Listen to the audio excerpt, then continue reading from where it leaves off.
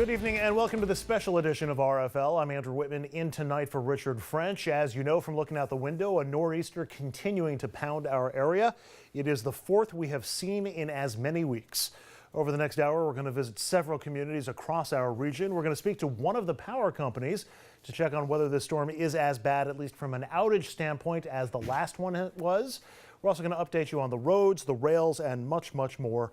But we want to start with FiOS 1 meteorologist Joe Chaffee with the very latest. And Joe, we are not out of the woods yet. Well, as far as the snow is concerned, we have a bit more to go. One of the upsides in this has been the fact that the wind did not really materialize. We sort of picked up on that last night, and that's a good thing. At least we're not getting ridiculous wind gusts of 40 to 50 miles an hour, which would have caused some big problems. Winter storm warnings continue for the entire area, Long Island, New Jersey, southern areas of the Hudson Valley, which, by the way, have gotten much less snow once you start moving north of 287. South of 287, there's every bit of 3 to 5 inches. In New Jersey, we have many areas anywhere between 4 and 8 inches on the ground so far. Advisories are up also for the counties north of 84. And we have coastal flood warnings up for Ocean County southward for the high tides. And we might see some coastal flood warnings go up again for Long Island at some point. Just want to look at the radar. It's been kind of touch and go on Long Island today as far as snow is concerned. We had some this morning. Then we had a bit of a break in some places. Even some rain came in along parts of the South Shore. But the radar has been kind of filling up in the last hour or two. In the Hudson Valley showing some snow, but really, once you go north of Newburgh, a lot of this is evaporating before it reaches the ground.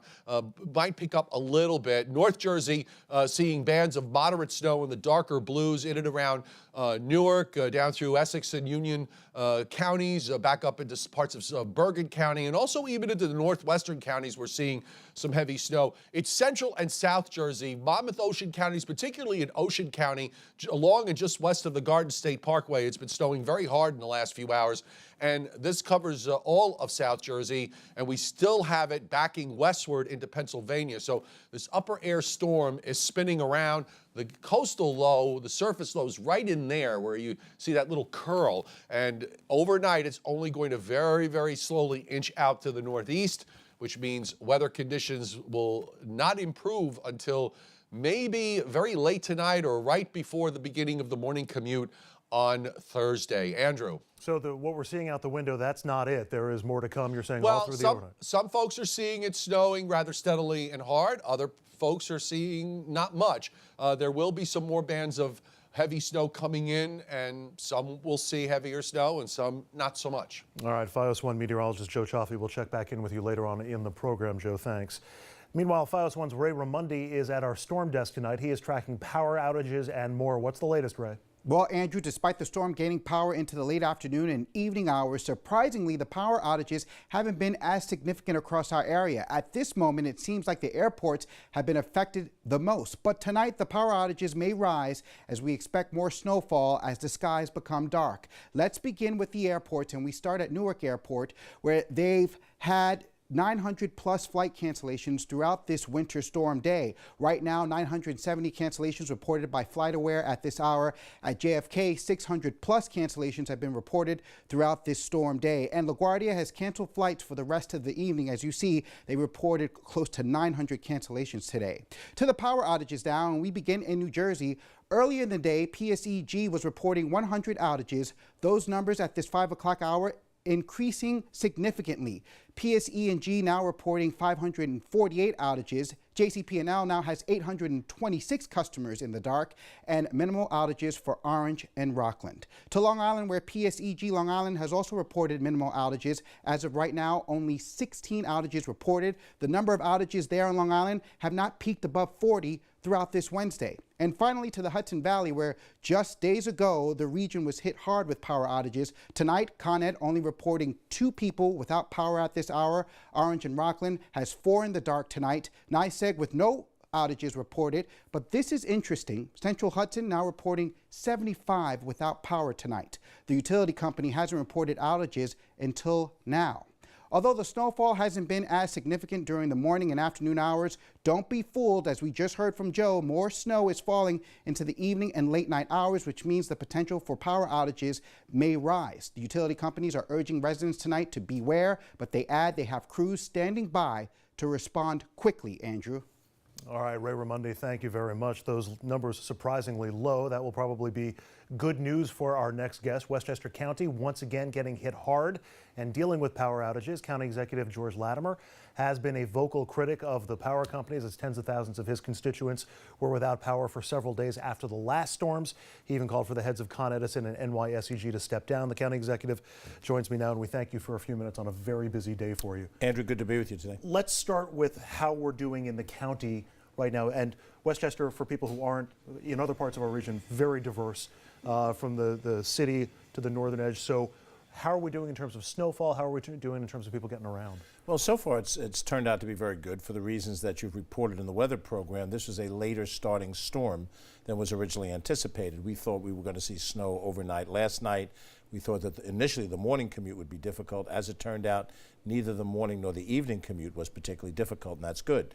The power outages at this point are low, but we haven't seen the full force of the snow nor the wind. So we're obviously hopeful. We've spoken to both Con Edison and NYSEG. They've indicated that they're much more ready now than they were 2 weeks ago. And I think the fact that we spoke out forcefully sent the message that we expect them to respond professionally, and I believe they will. And we'll get back into the outages, or the lack thereof, at least at this point, in just a little bit. In terms of roads, the county roads, county highways, what are you hearing from county police? What are you hearing from your municipalities? No particular impediments in any of the major roadways. We're directly responsible for plowing the Bronx River Parkway.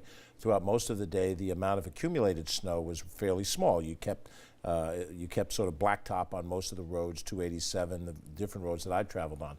We're looking forward now to see how this affects us as we get into the evening hours once the sun goes down. We have suspended Beeline bus service as of 6 o'clock right now because as we go into the nighttime hours, usually the service reduces anyway, and we think we're going into the toughest part of it. The county airport remains open, but just as you saw JFK, Newark, and LaGuardia, the cancellations are rampant. Flights that can't get in, therefore can't get out. So the prudent thing is always call your carrier to determine if the flight's been canceled. There's been a reduction in Amtrak service. We don't control that, but we have Amtrak stations in New Rochelle, Yonkers, and Croton Harmon, which are places that Westchester people might be traveling into or out of. So at this point in time, we're fortunate that we haven't gotten the full brunt of this. But if we're talking 6 to 10 inches, which is the projections that we have, that you have, if we're dealing with high winds, then we expect there will be power outages, and that will be the challenge then to try to put everything back together as fast as we can. Any particular parts of the county getting hit harder or having more trouble dealing with the snow that you're hearing at this point? Well, interestingly, throughout the course of the day, it's the reverse of the normal pattern. The Long Island Sound shore coastal communities from Portchester, Rybrook down to New Rochelle, because of the presence of the large body of water in the Long Island Sound, tend to be the ones that least get hit unless the storm comes right up the coast. And in this particular case, they got a little more of it than they got inland. So as I traveled earlier today from Rockland to White Plains and Hawthorne and then to east here to Rye Brook, the road conditions and the weather got deteriorated as I moved further east, unusually so. But normally speaking, we worry a lot about the northern part of Westchester County. It's sparsely populated. You have very few parallel roads. When a tree falls on Route 35, you don't have a warren of other streets to go around them. And you also, because of the lower population, you have smaller DPWs.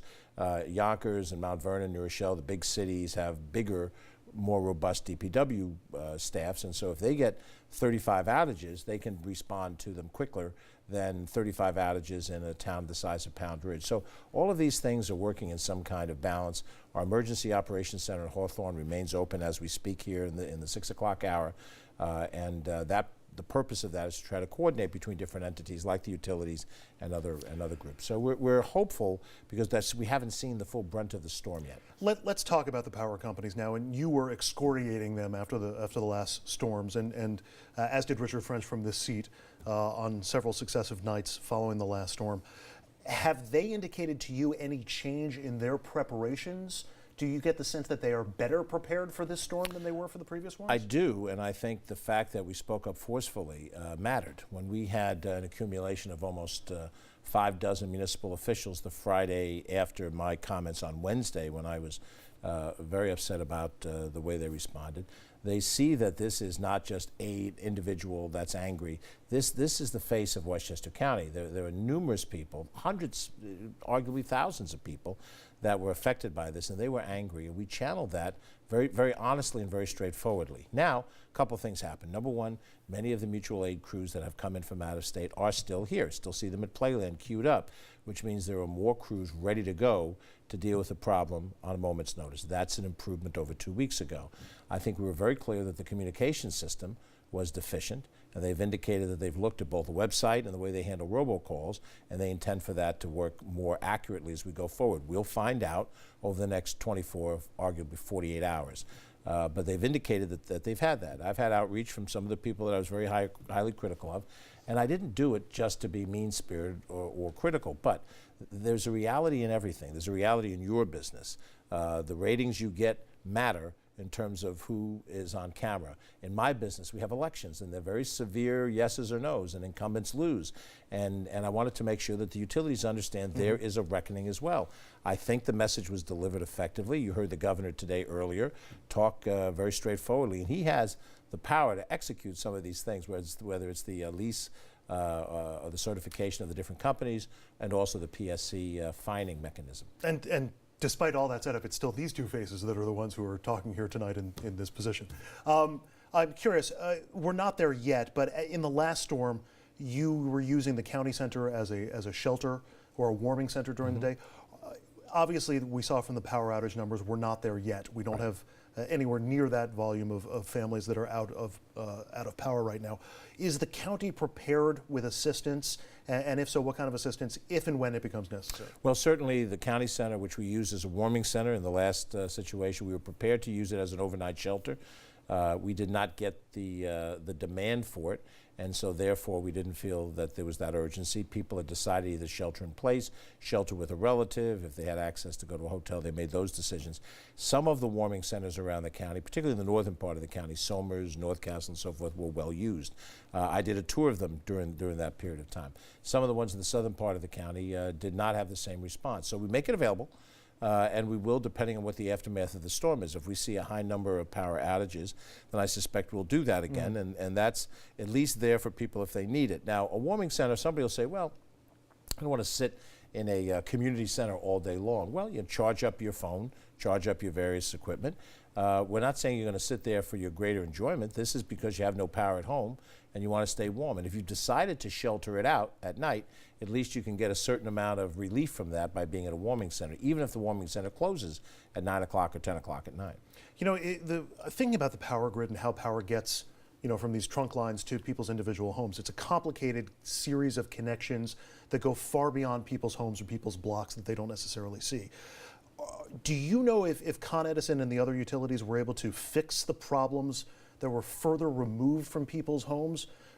Because there wasn't a whole lot of time between storms, so there might have been some work that was still left aside. Well, I think there is, and I think in some cases when people got their power restored, it was because there was a temporary fix. I mean, just the classic example, you need a new telephone pole to be put up, so you put up temporarily a pole that will get you through until the crew can come back and do that maintenance. The only problem is if you're getting a steady stream of snowstorms and windstorms, the temporary fixes might come unfixed tonight, and we'll see what happens in those situations. But what it does bespeak of, and it's not just the utilities, it's the municipal governments, it's the county government.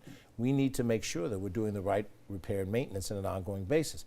Everybody's concerned about their taxes. You saw in the last election, first thing out of the mouth, I don't want to pay any more money, I don't want to pay more money, and I understand that, except for one problem. If you try to do everything you can to never spend a dime, that's what you're going to cut out. You're going to cut out repair and maintenance. You're going to cut out pruning back trees that are in the way of power lines. And there is a price to pay when you do those things. Finally, we see people in your position or similar positions on days like today in podiums at press conferences and in occasional moments. I'm curious, and this is your 2.5 months on the job, gone through 4 storms now. What's it like being in your shoes on a day like today? How long are the days? How many different polls are? I mean, it's got to be somewhat overwhelming and somewhat chaotic. Well, it is. It's a long day because you're up as early as you can to get whatever information you've got from overnight. You're trying to decide, in the case, what authority do I have as county executive? Do we issue a statement of a state of emergency? Do we ask the governor to send out the National Guard for some particular purpose? We're interacting with 45 different municipalities. and everyone's at a different position of need. We have some conference calls that does that. The whole interesting thing, we may talk about it in some future date where we're being more thoughtful. I've spent 30 years as a legislator. I've now spent a grand total of 9 weeks or 10 weeks as an executive. And I understood that there would be a shift in my life from being a legislator, you go into session, you vote, and then you're on your own time, as opposed to an executive that has some degree of the equivalent of 24/7 responsibility, and I welcomed it. At this stage in my life, I'm prepared for it. So I think, and it's not really my judgment that matters, but I think I've jumped into a job that has some curveballs thrown at me, and I think we've handled it, professionally as reasonably well as we can. I have a lot to learn.